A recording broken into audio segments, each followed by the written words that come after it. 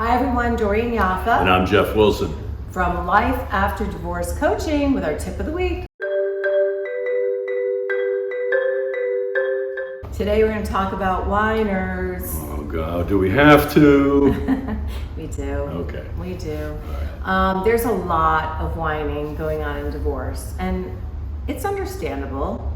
But Go ahead. It's just a big difference between voicing a concern and taking it to the next level and becoming a whiner. Right, and nobody really wants to hear a whiner. And the bottom line is, if you're the whiner, it's not helping you, right? It's just not going to get you anywhere. Because your thoughts create your feelings, and your feelings create your actions, and your actions are the results you have. So if you're whining and complaining about something, I promise you, this always happens, the results that you're getting are going to be part of that whining, right? Yeah. Well, what happens if you have to deal with a whiner? Oh, there's a couple things that you need to know. So the first thing is never agree with a whiner, because it just encourages them to keep complaining. So you don't want to go there. Yeah, and just the opposite, don't disagree with them as well, because you're also putting a little fuel in that fire. Exactly. And then don't try to solve their problem, because you can't. Whiners aren't whining because they want their problem solved. They're whining because they want to whine. Exactly. And then never, ever, ever ask, why are you complaining? Because again, you're putting fuel in that same fire and asking them to continue whining. Right. And the other thing is, when you're around a whiner, just try to change the subject if you can, right? That's a good thing. Yeah, but don't play into it. We call it in coaching jumping in the pool. You jump in the pool with somebody, you can't think clearly as a coach. So when we coach, we try to keep everything very neutral.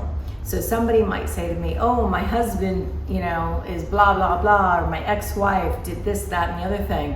I don't go there and say, you know what, you're absolutely right, that sounds horrible.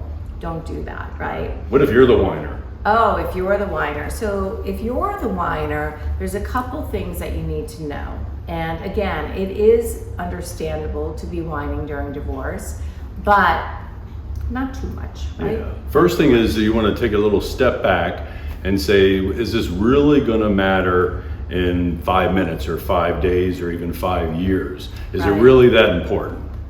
The next one is look within. Because if you're whining about something, it's not typically about what you're whining about, it's something deeper.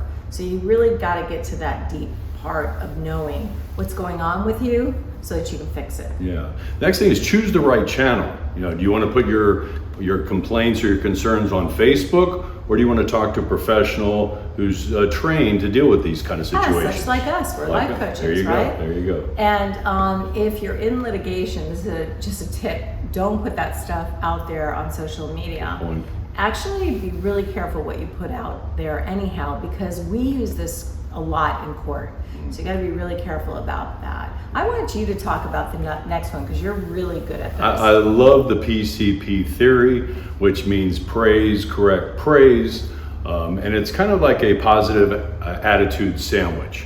So you're surrounding your concerns with compliments or positive attitudes. For an example, let's say your spouse brings the kids home late, and you go up to them and say, listen, I really appreciate you bringing the kids home. However, the next time, would you mind being on time and maybe letting me know you're going to be late? But the kids look like they really had a good time. Right. So you're surrounding it. You put your concern, which is not a whine, in the middle of that positive on the outside and the inside. And a little bit of tip with that, and instead of saying, but what I want you to do, try to use however. It builds a bridge instead of cutting it in half. Yeah, and the other one's really simple. Just, practice gratitude. If you're a whiner, take a minute, stop, breathe, and really think about what you have to be grateful for.